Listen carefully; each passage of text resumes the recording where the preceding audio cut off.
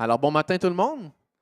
Bienvenue à l'Église baptiste évangélique de Saint-Georges. J'espère que vous avez passé un joyeux Noël avec votre famille, avec des amis, peu importe où vous avez été. Ceux-là qui ont été parmi nous le 24 au soir, j'espère que vous n'avez pas trop mangé. Moi, oui. Alors, ce matin, on est ici pour se réunir, pour entendre parler le Seigneur à travers notre pasteur Silvio. On est ici aussi pour le louer, pour l'adorer à travers nos chants, notre voix qui va proclamer. C'est pas grave si vous chantez mal. Dans la Bible, ça dit pousser des cris de joie vers l'Éternel. Donc, je vous invite ce matin à pousser des cris de joie ou chanter selon votre désir. Puis, levez-vous, on va chanter ensemble.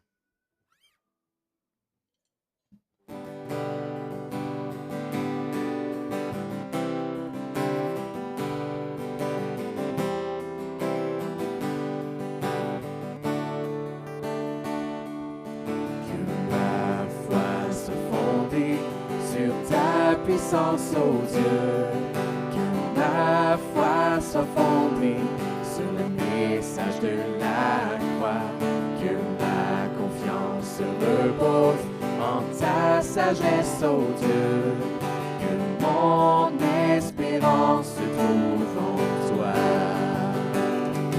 que ma foi soit fondée sur ta puissance, ô Dieu, que ma foi soit fondée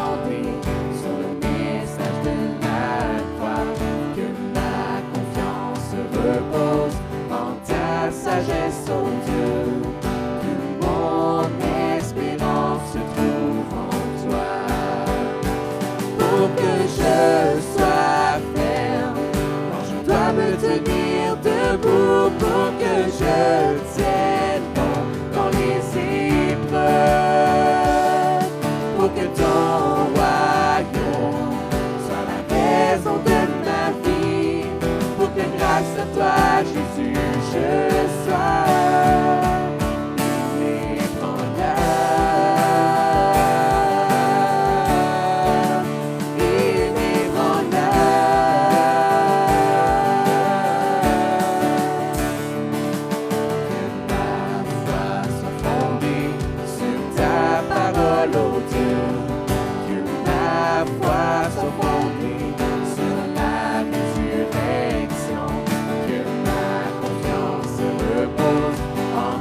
justice, ô Dieu, que mon espérance se trouve en toi, pour que je sois ferme quand je dois me tenir debout, pour que je tienne bon dans les épreuves, pour que ton royaume soit la raison de ma vie, pour que grâce à toi, Jésus, je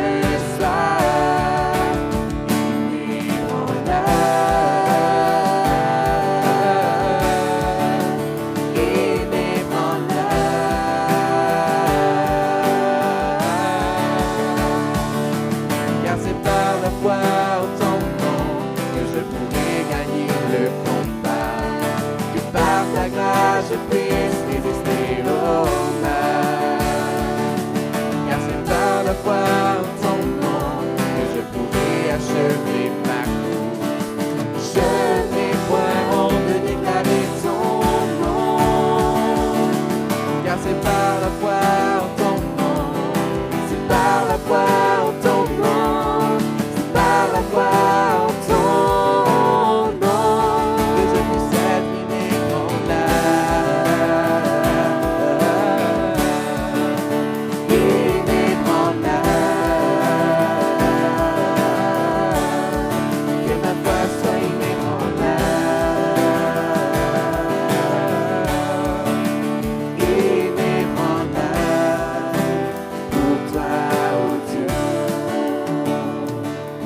que ma foi soit fondée sur ta puissance, ô Dieu, que ma foi soit fondée sur le message de la croix, que ma confiance se repose en ta sagesse, ô Dieu, que mon espérance se trouve en toi.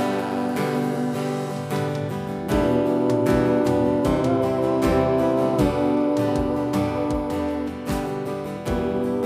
oh.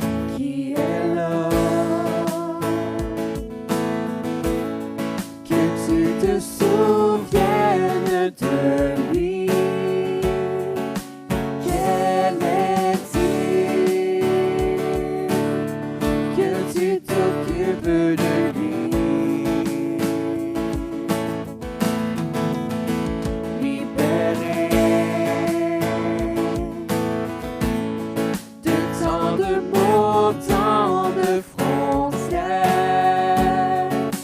relâchées de l'étreinte de mes chaînes.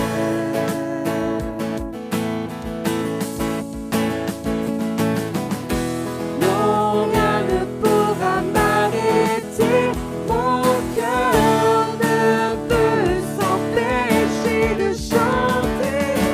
Tout en moi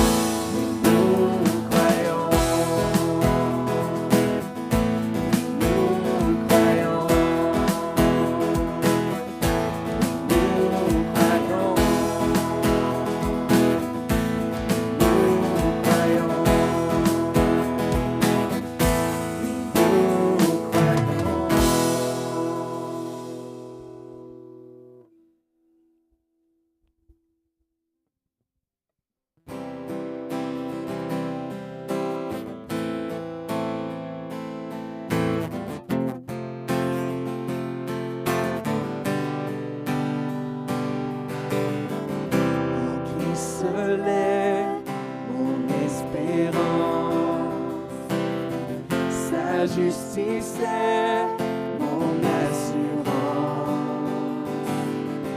Il est devant Dieu mon appui. Je n'en veux point d'autre que lui. En lui seul est mon espérance. Sa justice est mon assurance. Il est devant Dieu mon appui. Je n'en veux point d'autre que lui. Jésus-Christ, mon rocher, ma confiance est en son amour. Dans l'orage, il est Dieu, Seigneur de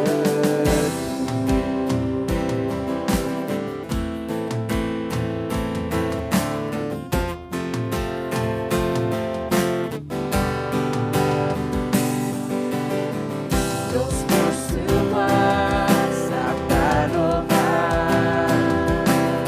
sa croix anime mon courage.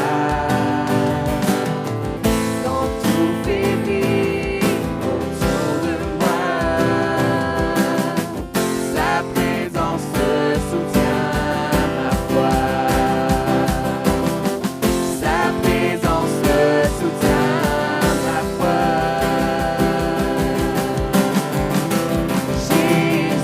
Jésus-Christ, mon rocher, ma confiance est en son amour. Dans l'orage, il est Dieu, Seigneur de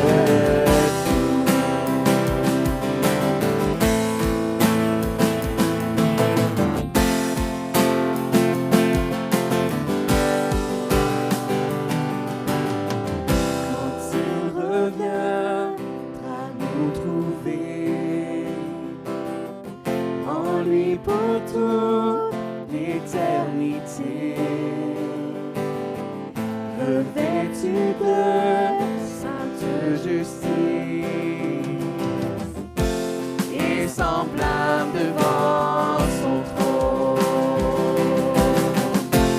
et semblable devant son trône.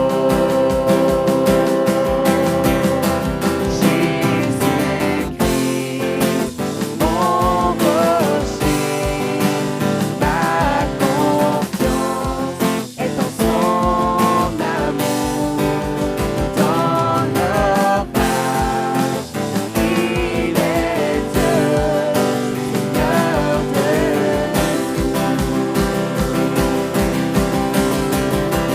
Jésus-Christ,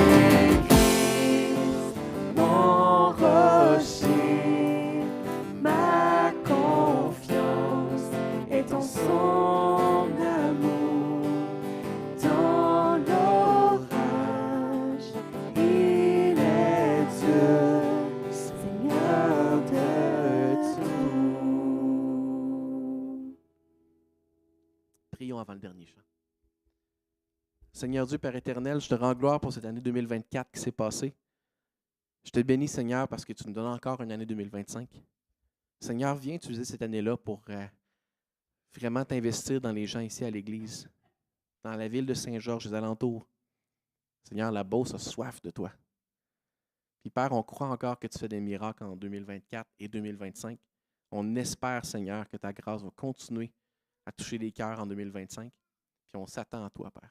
Alors, merci beaucoup pour ce beau dimanche matin que tu nous donnes. Puis bénis-nous, Père. Amen.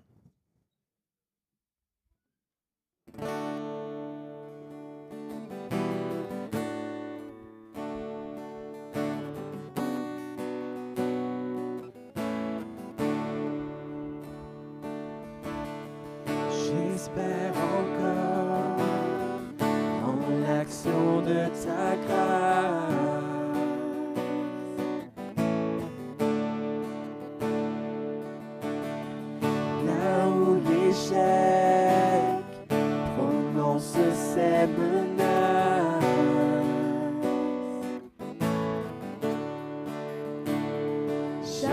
J'avance au nom de celui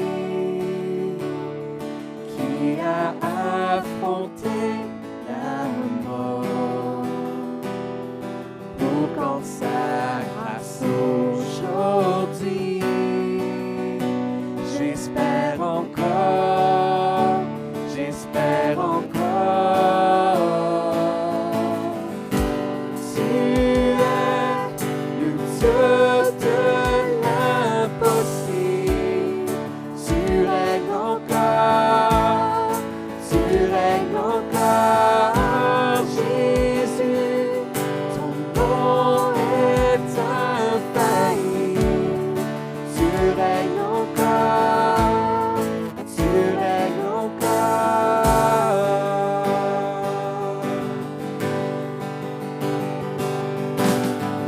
J'espère encore en l'action de ta grâce.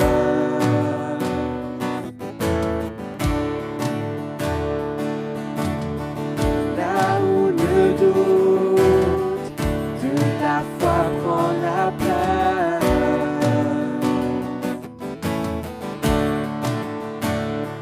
j'avance au nom de celui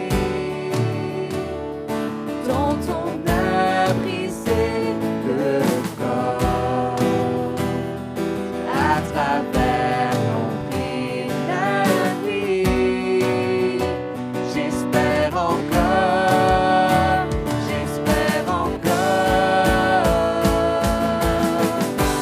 Tu es le Dieu de l'impossible, tu règnes encore, Jésus, ton nom est infaillible, tu règnes encore,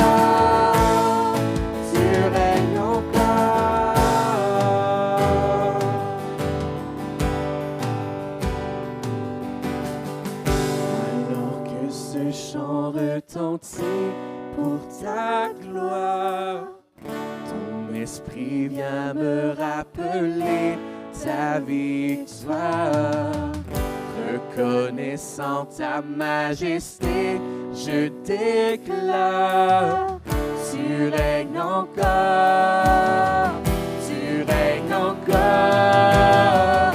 alors que ce chant retentit pour ta gloire. Ton esprit vient me rappeler ta victoire.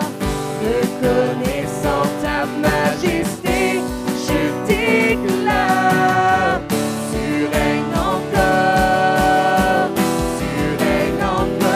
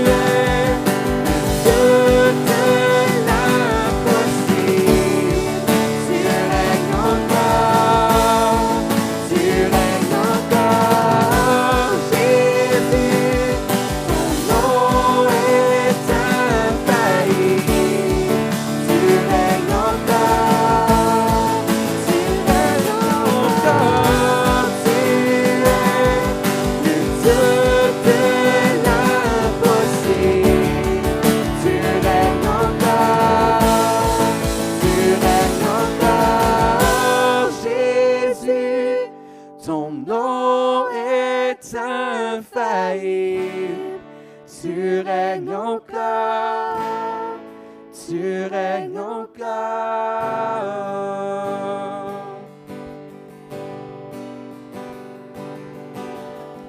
J'espère encore en l'action de ta grâce.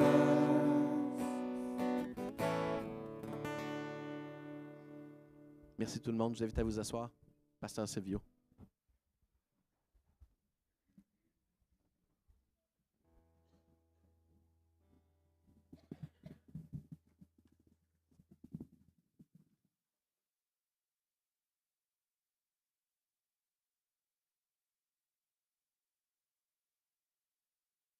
tout le monde. Merci à l'équipe musicale. C'était de première classe, même si on est un petit dimanche là, entre Noël et le jour de l'an.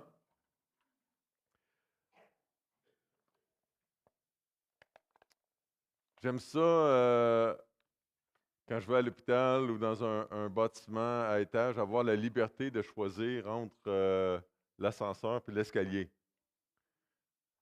Il y a des gens qui ne sont pas libres de choisir. Là. Hein? Il y en a qui ne peuvent pas prendre l'escalier. Il y en a d'autres qui ne peuvent pas prendre l'ascenseur. J'aime ça avoir la liberté, quand je parle avec quelqu'un, pour lui parler de l'Évangile, de citer des versets bibliques, de savoir où aller les trouver. Il y a des activités de tous les jours qui sont limitées par les efforts qu'on a investis dans le passé. Donc, si on se garde en forme, on est capable de prendre l'escalier ou l'ascenseur. Il y a des choses qu'on ne choisit pas, on se comprend, là. On peut avoir une maladie ou un problème qui nous empêche de fonctionner, là, mais par exemple, moi, je n'ai pas la liberté de jouer de la guitare comme Richard. Richard, il a investi plus de temps que moi là-dedans. Moi, j'ai investi un petit peu de temps là-dedans à un moment donné, assez pour sécuriser mes filles au piano le dimanche soir, puis après ça, je les ai laissées aller.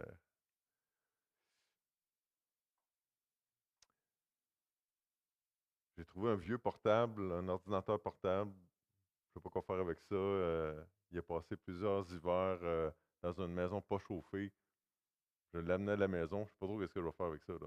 Probablement appeler Mario. Là, tu sais, qui dirait Mario, qu'est-ce que je fais là? Je n'ai pas investi d'efforts dans ma connaissance de l'informatique. Je ne suis pas assez patient pour ça. Je suis patient pour d'autres choses, mais pas pour ça, pas pour les machines. Je suis plus patient avec les personnes. Les machines, ça marche marche pas. Dimanche soir dernier, on a parlé des disciplines spirituelles, de l'exercice spirituel. Des choses que peut-être dans notre marche avec le Seigneur, c'est peut-être un prix à payer ou des efforts à faire pour avoir la liberté de vivre notre vie chrétienne, de marcher avec le Seigneur. Donc, on sait que c'est par la grâce qu'on est sauvé. On ne peut pas travailler avec nos efforts puis gagner la faveur de Dieu, gagner l'amour de Dieu. Ça ne marche pas comme ça. Là. C'est un cadeau. Dieu nous fait un cadeau. On le reçoit par la foi. Fin de l'histoire. Ben non, ce n'est pas la fin de l'histoire. Parce que Jésus nous a appelés à le suivre, à porter notre croix, à mourir à nous-mêmes. Et là, il y a des passages des Écritures qui nous parlent de faire des efforts dans notre marche avec le Seigneur. Pas pour gagner le salut, pas pour être sauvé, mais parce que on l'est. Donc là, on arrive à une nouvelle année, puis là, à la fin d'une année, moi, je réfléchis, quelle version de Bible je vais lire l'année prochaine? Comment je vais m'y prendre? Puis c'est un bon moment pour réfléchir à dire, OK, l'année prochaine, qu'est-ce que je fais dans la prochaine année? Quelles bonnes habitudes je vais choisir d'avoir dans la prochaine année pour grandir encore plus? J'espère que vous avez comme moi le désir de grandir jusqu'à la fin. Là. Moi, je prie le Seigneur. Là. Seigneur, moi, je veux grandir, te découvrir jusqu'à mon dernier souffle. Là. Donc, je vous invite à tourner avec moi dans 1 Timothée 4. La première lettre de Paul à Timothée, au 4e chapitre. On va lire ensemble les versets 6 à 10, qui nous parlent de ça. Qui nous parlent de ça, certains efforts à faire.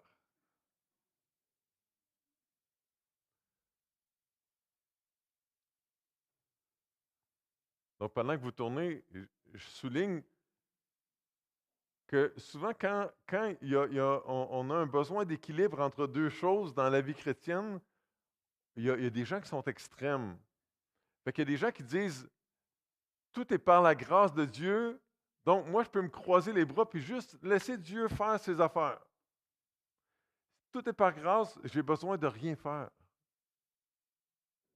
Puis il y a des personnes qui disent, hey non, il faut vraiment être en train de travailler fort. Puis là, Dieu dit dans sa parole que ce qu'il veut, c'est notre sanctification. Puis là, puis les deux extrêmes sont dans le champ. L'équilibre, c'est les deux. C'est la grâce, puis c'est les efforts. Sans la grâce de Dieu, nos efforts, ça ne sert à rien. Là. On dit ça quand on prêche l'Évangile à quelqu'un, on cite Ésaïe 64,5. On dit nos bonnes actions, c'est des guenilles sales. Sans la grâce de Dieu, là, vraiment. C'est vrai pour nous aussi. Donc, on a besoin des deux. Hein? La grâce et les efforts. C'est ça qu'on voit dans les Écritures. Donc, 1 Timothée 4, verset 6. En exposant ces choses aux frères, tu seras un bon ministre, un bon serviteur de Jésus-Christ. Nourri des paroles de la foi et de la bonne doctrine que tu as exactement suivies. Repousse les contes profanes de vieilles femmes. Exerce-toi à la piété, car l'exercice corporel est utile à peu de choses, tandis que la piété est utile à tout. Elle a la promesse de la vie présente et de celle qui est à venir. C'est là une parole certaine et entièrement digne d'être reçue. Nous travaillons en effet et nous combattons parce que nous mettons notre espérance dans le Dieu vivant, qui est le sauveur de tous les hommes, surtout des croyants. On va prier ensemble.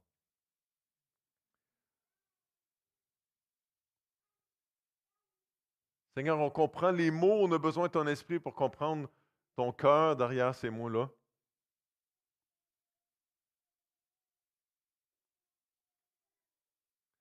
Seigneur, on a des besoins dont on est au courant, puis on a des besoins qu'on ne connaît pas, mais que toi, tu connais. Veux-tu répondre aux besoins de notre cœur ce matin à travers les Écritures?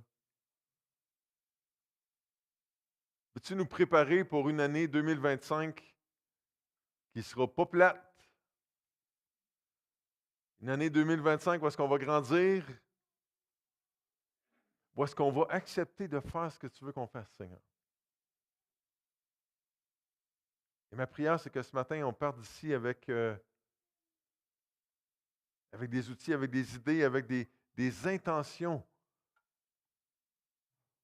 de mettre des choses en pratique dans notre vie chrétienne en 2025. Je t'en prie, aide-nous au nom du Seigneur Jésus. Amen. OK, donc, ce que j'aimerais faire ce matin, c'est premièrement souligner des points essentiels dans ce passage-là, des choses importantes, puis après ça, offrir un menu d'options de choses qu'on peut choisir de faire comme exercice spirituel pour grandir en 2025.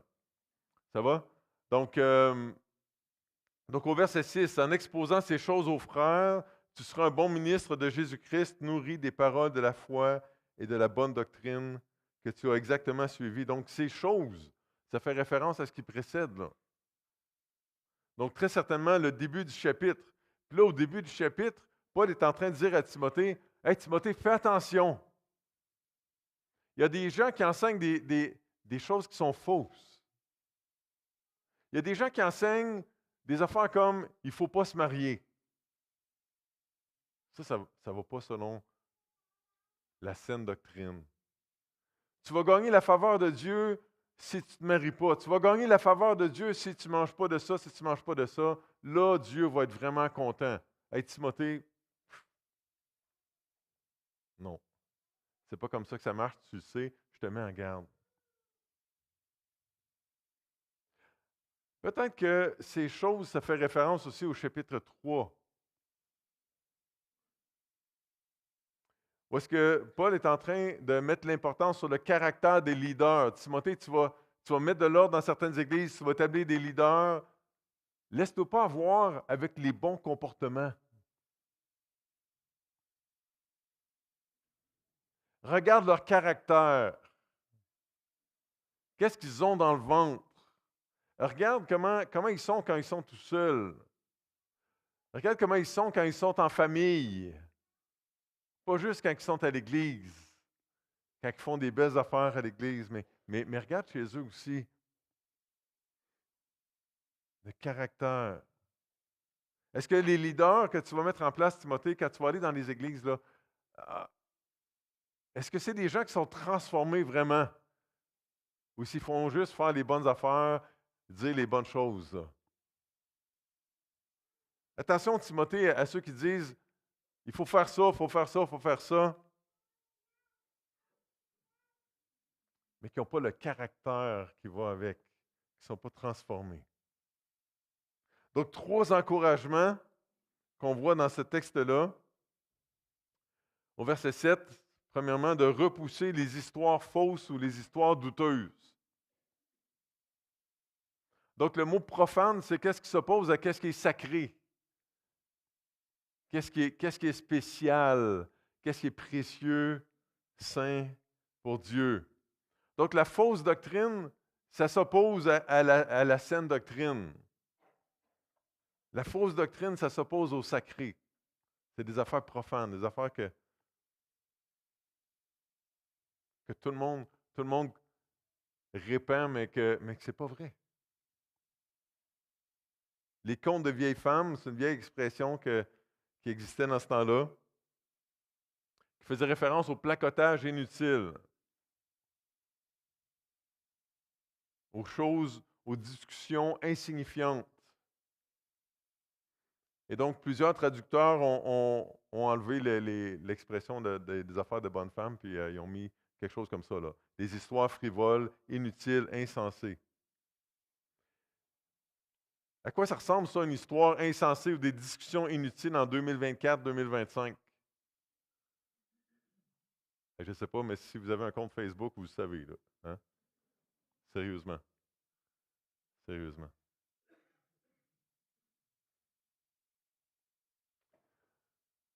Il y a quelques semaines, j'ai un de mes patients, il dit ça va mal, Silvio, ça va vraiment mal, là. Il parle qu'on va devenir le 51e État américain,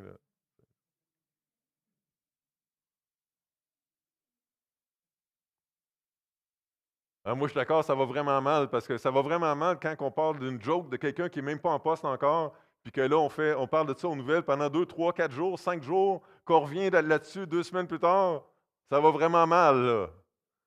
Ça, c'est des discussions inutiles. Des discussions inutiles, ça n'arrivera pas, là.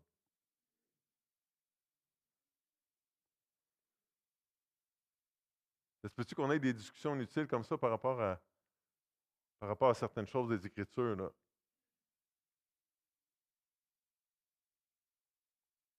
La marque de la bête, là. On peut-tu arrêter de parler de ça? On ne sera plus là, quand ça va arriver, là. Passons notre temps à chercher d'autres choses que ça, là, à jaser, là. Puis on pourrait défiler une liste, là. Des choses inutiles.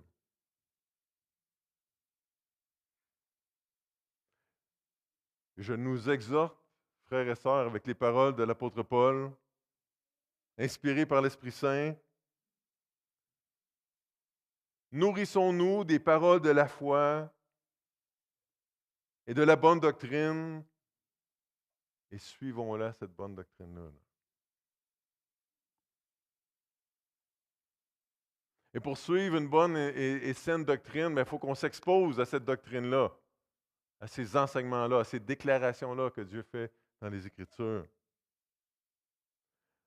Fait qu'il faut qu'on fasse du ménage dans ce qu'on laisse rentrer dans notre tête, là. Parce que ce qu'on laisse rentrer dans notre tête, c'est ça qu'on vire continuellement qu'on repasse, là.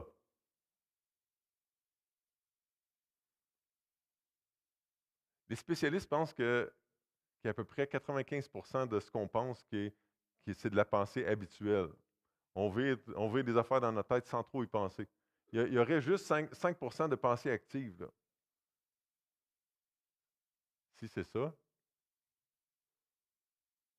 prenons notre 5% de pensée active puis faisons rentrer des bonnes affaires dans notre tête, là. Parce que ce qu'on laisse rentrer, c'est ça qu'on vire. Les Écritures nous parlent de ça aussi, hein.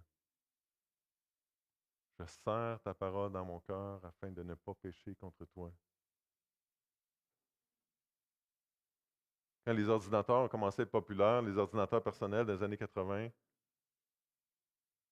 on disait garbage in, garbage out. Si ce que tu rentres, c'est de la poubelle, c'est ça qui sort, c'est de la poubelle de ton ordinateur.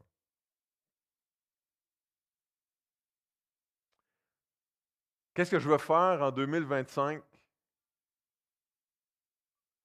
Qu'est-ce que je vais faire en 2025 pour repousser les discussions inutiles, les choses inutiles? Qu'est-ce que je vais faire pour me nourrir des choses qui sont saines, qui sont bonnes pour moi? Puis je vais dire ça comme ça, les choses saines qui sont bonnes pour moi, puis qui sont bonnes pour les autres qui m'entourent. Parce que ce que je nourris dans mon cœur, ça déborde sur les autres. Le Seigneur Jésus a parlé de ça aussi. Là. Donc, repousser les histoires fausses ou douteuses.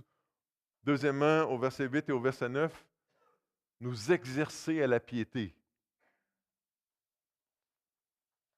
Donc, au verset 8, exerce-toi à la piété, car l'exercice corporel est utile à peu de choses, tandis que la piété est utile à tout. Elle a la promesse de la vie présente et de celle qui est à venir. C'est là une parole certaine et entièrement digne d'être reçue.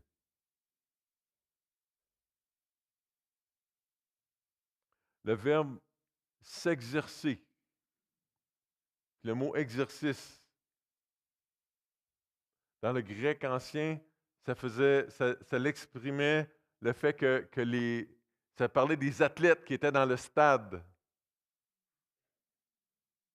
qui couraient sans vêtements. Donc, dans le grec, s'exercer, puis le mot pour la nudité, c'est dans la même famille. On les reconnaît, ils se ressemblent. Et l'idée de Paul à Timothée, c'est de dire, Timothée, enlève tout ce qui te dérange dans ta course avec le Seigneur. Enlève ça. Mets ça de côté, tout ce qui est un obstacle qui t'empêche de courir, de courir au maximum dans ta marche avec le Seigneur, dans ta course.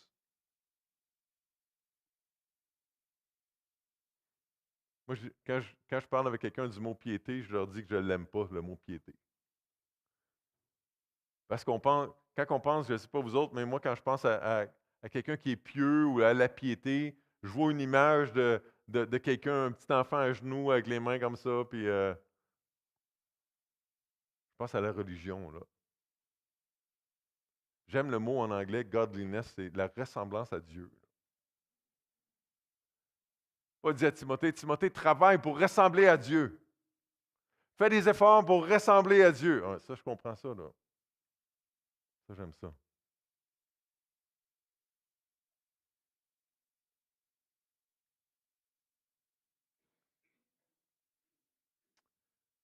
En 2025, qu'est-ce que je vais mettre de côté? De quoi est-ce que je vais me dépouiller? Dans quoi est-ce que je vais faire des efforts? Dans quoi est-ce que je vais faire de l'exercice pour ressembler à Dieu?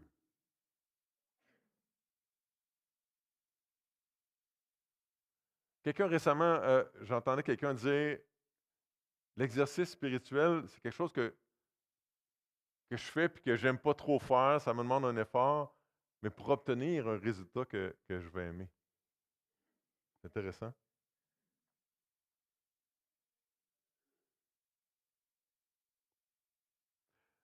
Puis l'idée j'ai failli passer par-dessus, mais l'idée de dire, quand Paul dit que l'exercice corporel est utile à peu de choses, excusez, il est en train de faire référence à mange pas ci, mange pas ça, marie-toi pas, tout ça. Là. Il n'est pas en train de dire de ne pas faire d'exercice, de ne pas aller au gym. Mais la vie spirituelle, la croissance spirituelle, ça ne passe pas par juste de dire, OK, je ne mangerai pas de viande le vendredi, là, tu sais. Parce que c'est la tradition, quelque chose comme ça. Là. OK, troisièmement, au verset 10. Nous travaillons en effet et nous combattons. Hein, donc, l'idée, ce n'est pas de dire, OK, je me croise les bras et je laisse tout Dieu faire. Paul va dire ailleurs qu'on est couvrier avec Dieu. Là. Donc, on travaille avec lui. C'est lui le plus fort, donc c'est lui qui en fait le plus, mais on travaille avec lui. Nous travaillons en effet, nous combattons parce que nous mettons notre espérance dans le Dieu vivant qui est le sauveur de tous les hommes, surtout des croyants. Donc, travailler avec Dieu. Comment est-ce qu'on peut devenir meilleur en 2025? Comment est-ce qu'on peut travailler mieux? Soyez fermes, inébranlables, travaillant de mieux en mieux à l'œuvre du Seigneur. 1 Corinthiens 15, 53, je pense. 58. Merci. Je pense à un beau passage dans Philippiens, où est-ce que Paul écrit « Ainsi, mes bien-aimés, comme vous avez toujours obéi, mettez en œuvre votre salut. » Dans la vieille version seconde, « Travaillez à votre salut. » Je pense que ça a été changé parce que ça pouvait porter à confusion. Là.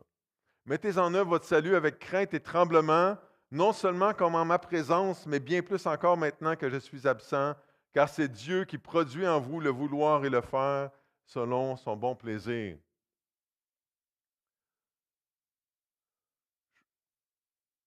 Moi, je ne suis jamais allé à Philippe. Là, ce que je comprends, c'est que quand Paul écrit aux Philippiens, ce que je comprends, c'est qu'il y a de l'or à Philippe, dans cette région-là. Qu'il y en ait ou pas, ça ne change rien. L'image reste bonne quand même. Mais mettons là mettons que je vous donne un terrain, puis sur ce terrain-là, il y a une mine d'or. Bien, vous êtes riche. Hein? Le terrain vous appartient, l'or vous appartient. Vous êtes super riche. Mais là, travaille, va chercher ton or. L'or est là, il faut juste que tu ailles le chercher. Donc, c'est un petit peu ça l'idée de mettre en œuvre notre salut, de travailler à notre salut. C'est qu'on, par la foi, on reçoit Jésus en cadeau, puis tout ce qui vient avec, mais rouvre tous les petits cadeaux. Profite de tout ce qui vient avec Jésus. Goûte-y. Tu es riche. Tu as tout ce qu'il faut pour la vie spirituelle, pour la marche avec le Seigneur. Mais va explorer ça. Va chercher ton or. Travailler. Puis Paul dit, combattons. Nous combattons. Donc on doit combattre nous aussi comme Paul. Paul a écrit aux Éphésiens que la vie spirituelle, la marche avec le Seigneur, c'est un combat. C'est une guerre. On est dans une guerre spirituelle.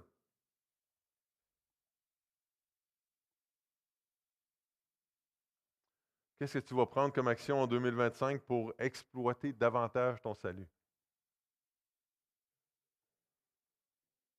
Pour développer tes capacités à combattre sur le plan spirituel.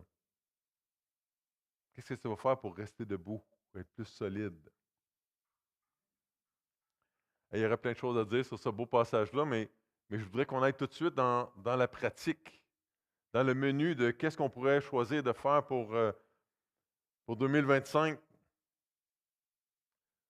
Je passe à travers une longue liste dimanche soir. Fait que là, j'en ai choisi une, puis on va voir comment va le temps. Mais peut-être que, donc, je vous invite à juste dire, à considérer chacune des offres que je vais vous faire, puis peut-être en choisir une ou deux, dire, je pourrais peut-être mettre ça en pratique. Ça pourrait être intéressant, je vais penser à ça. D'en choisir 3, votre top 3 ce matin, puis là, vous y repensez d'ici la fin de l'année, puis vous choisissez de progresser dans un ou deux de ces domaines-là. Là. Donc, peut-être qu'en 2025, on pourrait méditer plus les Écritures. Donc, méditer les Écritures, ça veut dire, là on a notre vitesse de lecture, là, quand on lit à chaque jour, on lit le passage biblique, on lit, puis là, on met les breaks.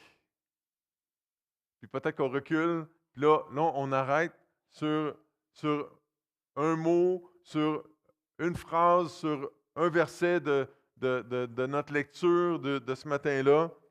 Puis là, on réfléchit. On y pense. Longtemps. ou avec le temps qu'on a, là. Puis on y repense durant la journée.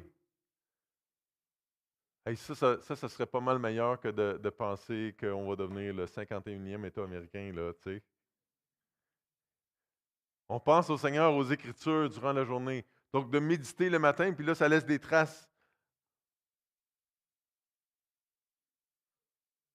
Peut-être qu'on peut partir de ce verset-là sur lequel on médite, puis là, partir de là pour prier. Au lieu de dire toujours les mêmes choses dans nos prières, on part des Écritures. OK, mais le deuxième point, la deuxième option, c'est la prière, là. Et je vous encourage à partir des Écritures pour prier. Parce qu'à chaque jour, vous allez avoir un angle différent. On prie toujours pour les mêmes choses, là. On prie toujours pour les mêmes personnes de notre entourage, tout ça, mais si on peut à chaque jour prier avec un angle différent, nos prières, ça va être moins plate de prier, là. Hein, des fois, ma vie de prière, là, elle a beaucoup changé dans les dernières années, là, mais je me rappelle avant, je me disais, Colin, c'est plate de prier, je dis toujours les mêmes affaires. Mais là, je ne dis pas toujours les mêmes affaires. Parce que je pars des Écritures, fait que là, j'ai toujours un petit angle différent. Je vous encourage à imiter le modèle que le Seigneur Jésus nous a donné. À commencer à prier en louant Dieu avant les requêtes.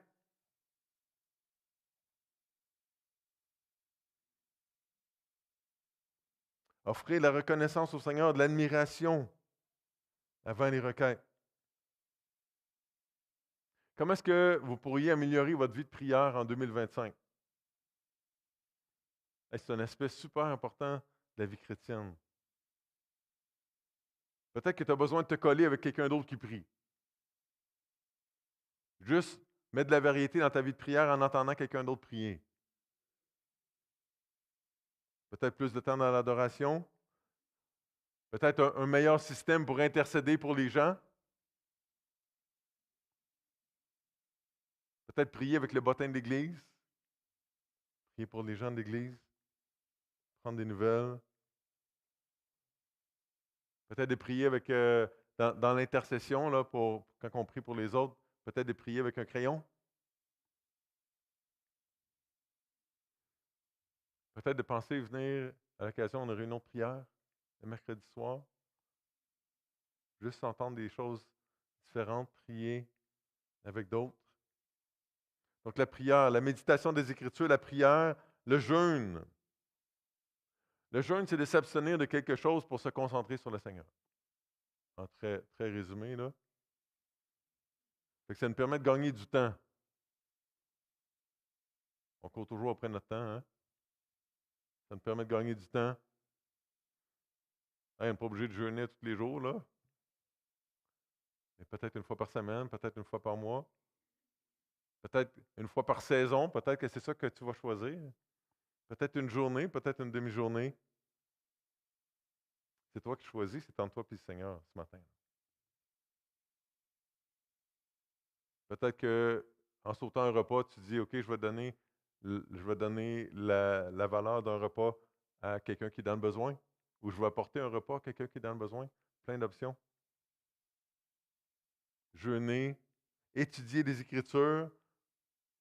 Donc là, étudier les Écritures, là, on est dans l'arrêt, mais on est dans la réflexion, là. On réfléchit. C'est quoi le contexte? Qu'est-ce qui est en train de se passer là? C'est où les autres endroits où est-ce que les Écritures parlent de la même chose? Peut-être que c'est d'ouvrir un dictionnaire français pour comprendre la définition de certains mots en français. Le meilleur outil pour étudier les Écritures, c'est un dictionnaire français, là. Si on ne comprend pas les mots en français, ça ne donne rien d'aller voir les mots dans le texte grec, là. Ou peut-être d'aller voir des commentaires sérieux sur le contexte ou les passages qu'on ne comprend pas. Donc, étudier les Écritures. Ça, c'est les disciplines intérieures. C'est la liste de M. Richard Foster qui a écrit un classique sur les disciplines spirituelles. Et après ça, les disciplines extérieures, qu'est-ce qu'on voit? La simplicité. Là, les soldes après Noël, hein? On va acheter plein d'affaires parce que plus qu'on achète, plus qu'on économise.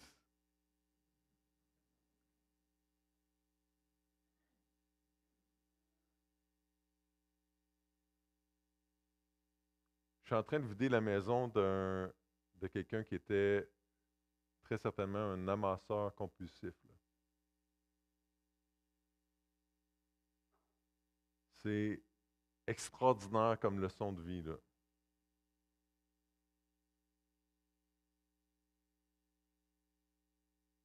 J'ai visité la chambre à coucher, je marchais 4 pieds de haut dans les airs. Il y avait du stock à terre. Il a fallu que j'entre en défonçant les fenêtres dans les portes. Pas la première fenêtre, la deuxième.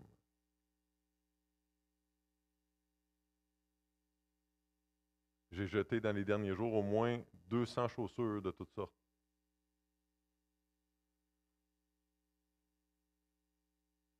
Si vous voulez de la vaisselle, là, j'ai nettoyé au moins 5 sets de vaisselle, mais j'ai des assiettes pour plus que ça, là.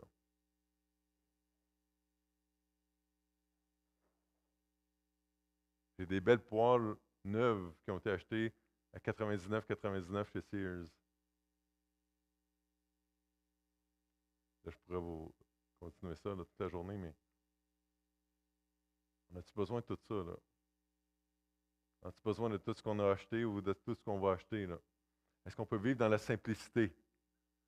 Est-ce qu'on aurait plus d'argent à donner aux autres si on vivait plus simplement? Est-ce qu'on gère notre argent comme Jésus gérait notre argent? La simplicité. Ça existait avant le mouvement de la simplicité volontaire, là. Les bébelles qu'on achète, il faut qu'on les entretienne, ces bébelles-là. Donc, la simplicité. De quoi est-ce que je pourrais me dépouiller en 2025 pour mieux marcher avec le Seigneur?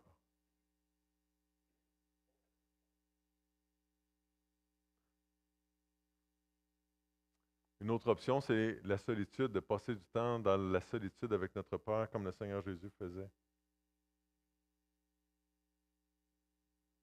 Une autre option, c'est la soumission, de se soumettre volontairement et joyeusement aux autorités qui sont au-dessus de nous. Puis chaque personne peu importe qui on est, on a quelqu'un, on a des figures d'autorité dans notre vie, là. Et en 2025, je vais toujours suivre les limites de vitesse, par exemple, là. Juste comme un exercice spirituel.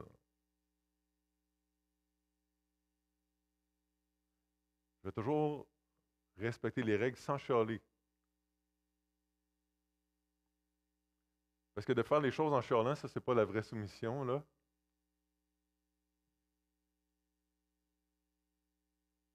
Je vais toujours faire mes stops. Comme un exercice spirituel. Je vais toujours respecter mon supérieur au travail. Même si ce qu'il me demande, ça n'a pas de bon sens. Comme un exercice spirituel.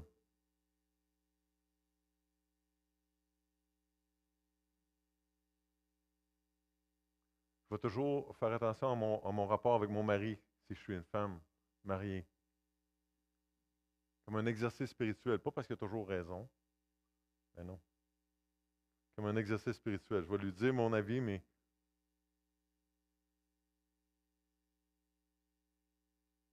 et tout ça, qu'est-ce que ça fait? Ça travaille notre orgueil, hein? C'est très bon pour notre vie spirituelle. Je vais passer du temps dans le service. Je vais volontairement servir des gens en 2025. Plutôt que de passer mes temps libres à me servir moi.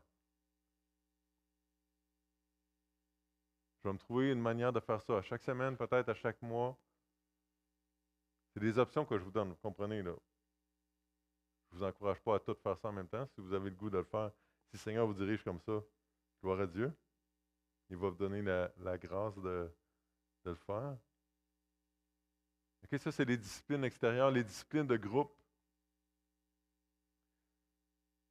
La confession. Là, je vous dis ça, puis là, vous êtes parti en arrière dans le temps, là, dans un autre monde. Mais de parler un à un, là, un homme avec un homme, une femme avec une femme, là, de parler de nos péchés, là, c'est très utile. C'est très utile. Puis même si on sait que Dieu nous pardonne, des fois on a besoin de quelqu'un en chair et en os qui nous dit, écoute mon frère, écoute ma soeur, voici qu'est-ce que la parole de Dieu dit, si nous confessons nos péchés, il est fidèle et juste pour nous les pardonner et pour nous purifier de toute iniquité. Alors, sur la base des Écritures, je te dis que tu es pardonné. Là. On a besoin des fois d'entendre une voix.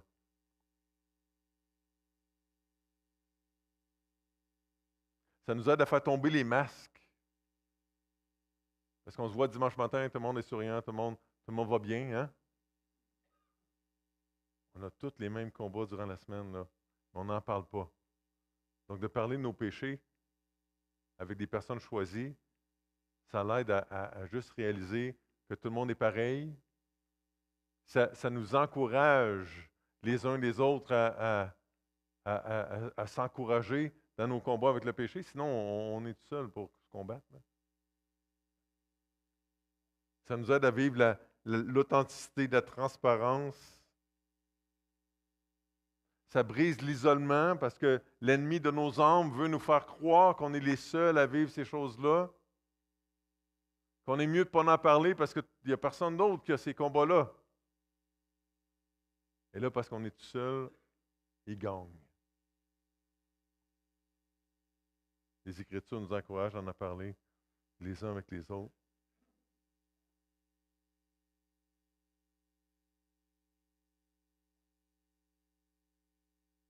La confession, l'adoration, hein, de placer nos regards sur notre grand Dieu en groupe.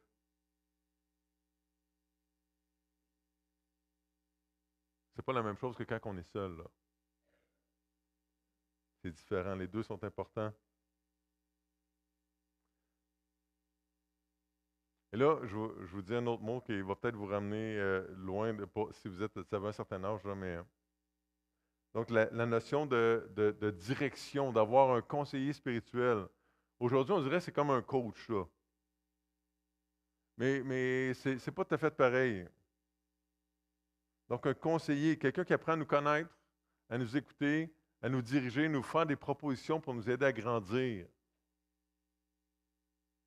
De recevoir ces conseils-là de quelqu'un, volontairement. Ça peut être une bonne manière de grandir ça en 2025. De demander à quelqu'un de sage, hey, on pourrait-tu jaser juste de temps en temps? On ne fait pas un contrat à vie, là, mais on se met quelques dates au calendrier durant l'année, juste pour que tu me conseilles, que tu m'orientes, que tu me communiques de la sagesse. La notion de célébration, de se réjouir ensemble de ce que Dieu fait. Oui, de l'adorer, oui, de lui dire merci, mais ensemble de célébrer, de se réjouir de ce que notre Dieu fait. Ça, c'est la fin de la liste, mais là, il y a d'autres listes. Je vous nomme des choses qui n'ont pas été nommées, mais peut-être que pour grandir dans ta foi en 2025, tu vas dire, OK, je dois améliorer mes approches d'évangélisation, de partager ma foi. Comment je vais faire ça? Quel outil je vais aller chercher pour 2025? Quel contexte je vais choisir pour favoriser des échanges spirituels en 2025? Comment est-ce que je vais faire du ménage dans mon velcro? Là, hein, les êtres humains, c'est comme des velcro. Puis là, mon velcro est plein. Là, je suis en contact avec plein de monde. Comment je vais faire de la place un petit peu dans mes relations pour pouvoir développer des relations avec des gens qui ne connaissent pas Jésus? L'administration, c'est intéressant, on ne voit pas ça comme une discipline spirituelle, mais comment je vais bien gérer mes biens en 2025 pour en faire bénéficier l'Église, le royaume de Dieu. peut-être l'écriture dans un journal, je vais écrire mes pensées ou qu'est-ce que Dieu est en train de me dire. Ou quand je vais lire les Écritures, je vais écrire quelque chose. Ou à chaque jour, à la fin de la journée, je vais écrire trois actions de grâce, trois choses pour lesquelles je suis reconnaissant aujourd'hui à la fin de la journée, à chaque jour. Il y a plein de choses qu'on peut faire avec un cahier, un papier et un crayon, là. L'amitié. Quelle amitié je vais nourrir en 2025 pour m'aider à grandir dans ma relation avec le Seigneur? L'intégrité, la droiture. Comment est-ce que je vais être plus droit? Est-ce que je vais contrôler ma langue mieux en 2025? Qu'est-ce que je choisis de faire pour ça? La générosité comme une discipline spirituelle. Comment est-ce que je vais goûter à la bénédiction de Dieu en étant plus généreux en 2025? Comment est-ce que je vais exercer plus ma foi en donnant plus, en faisant confiance que Dieu va pourvoir mes besoins? Comment est-ce que je vais m'impliquer plus? Comment est-ce que je vais goûter plus à la communauté de l'Église?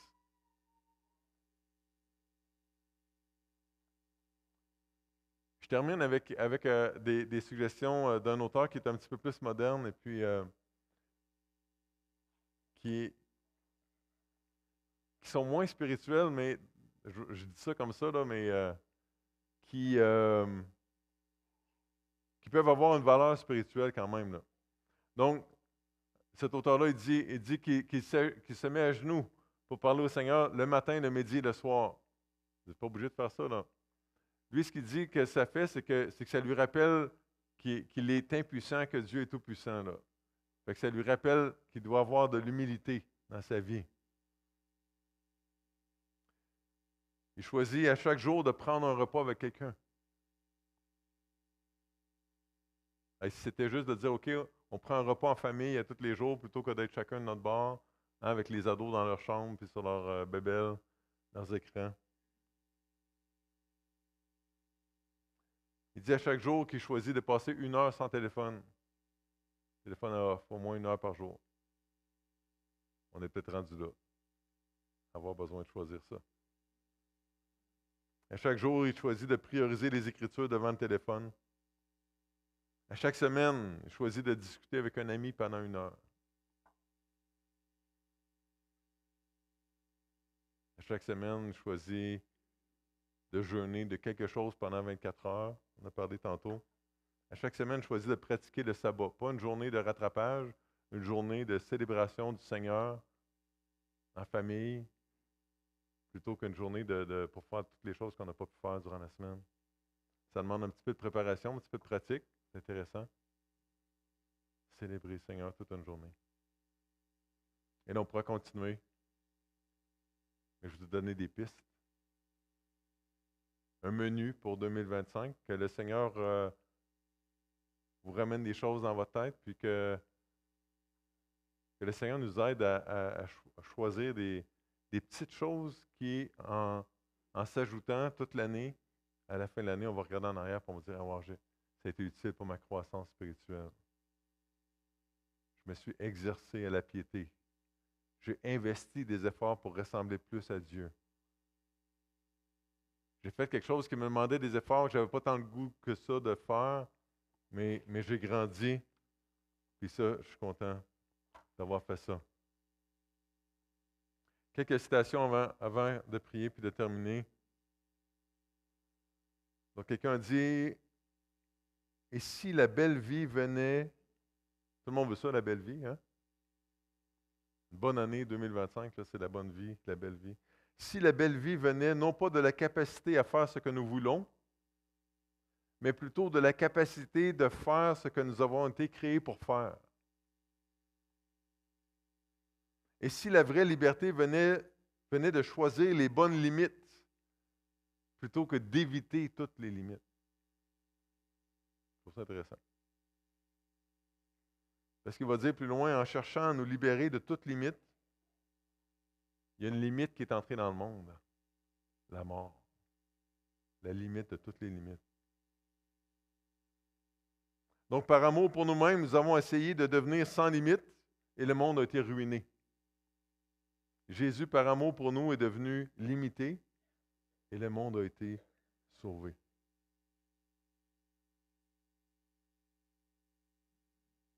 Donc, qu'est-ce qui te ralentit dans ta croissance spirituelle? Ce matin, cet appel-là à la discipline, à l'exercice spirituel, te demande de t'en débarrasser de ça, de ce qui te ralentit. Là. Dans quel exercice tu vas t'investir en 2025? Qu'est-ce que tu vas ajouter à ta routine? Peut-être tu vas en choisir un, peut-être deux, peut-être trois. Peut-être tu vas faire un test pour le mois de janvier, puis tu vas voir si ça porte des beaux fruits, puis que tu veux continuer. Si tu choisis ça, parle-en à quelqu'un. Toujours, ça l'aide toujours d'avoir quelqu'un qui dit « Hey, puis comment ça va? » Dans ton journal. Comment ça va dans ta résolution? Oh, il ne fallait pas que je prononce ce mot-là ce matin. On va prier ensemble.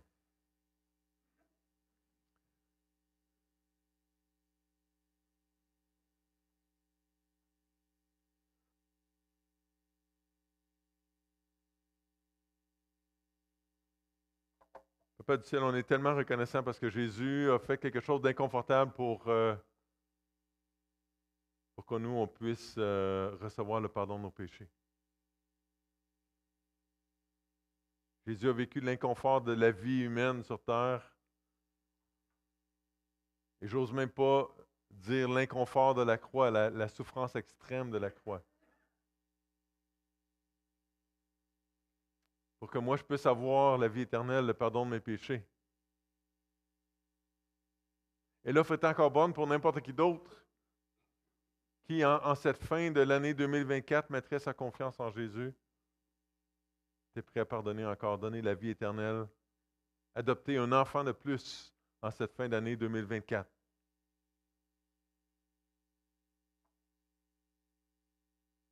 C'est vraiment bon.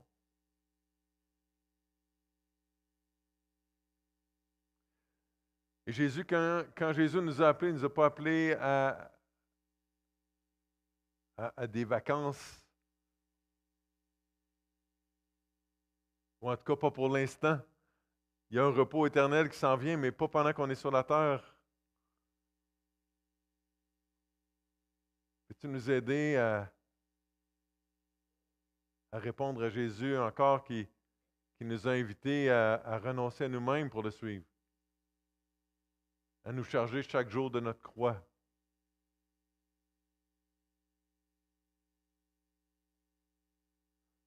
Les deux plus grands commandements selon le Seigneur Jésus, c'est qu'on t'aime, Seigneur, de tout notre cœur et qu'on aime notre prochain comme nous-mêmes. Veux-tu nous donner des indices, des mécanismes? Veux-tu nous aider à faire des choix en cette fin d'année pour l'année 2025 qui vont nous aider à avoir cet équilibre-là dans l'attention qu'on te donne, qu'on donne à notre prochain, puis qu'on se donne à soi-même?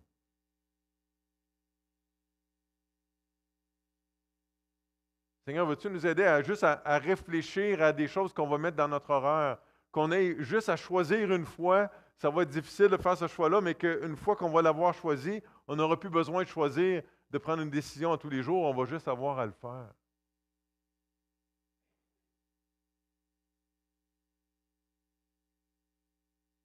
En tout cas, Seigneur, veux-tu nous aider à faire nos efforts, les efforts nécessaires pour qu'on puisse te ressembler? Avec ton aide, nos efforts par eux-mêmes ne valent rien, on a besoin de toi. On le reconnaît encore ce matin. Merci d'avoir parlé à nos cœurs. Merci parce que tu vas le faire encore. Et on te prie ce matin au nom du Seigneur Jésus. Amen. Alors j'invite Richard et son équipe.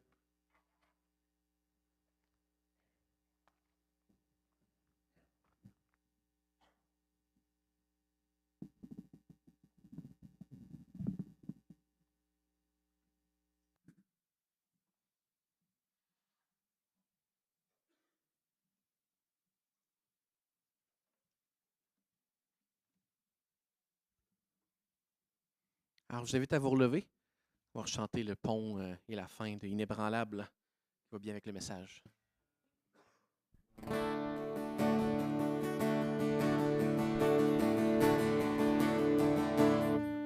Prendre des vraies notes.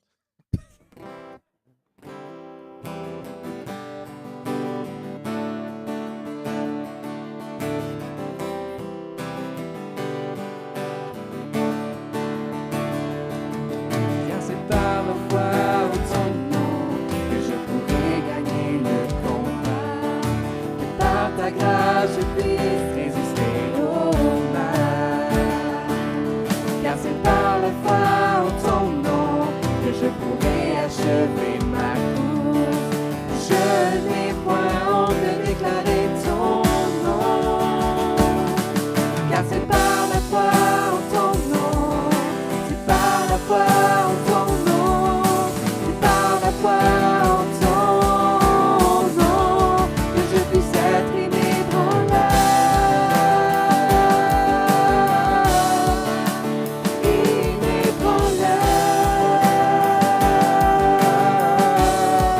que ma foi soit inébranlable,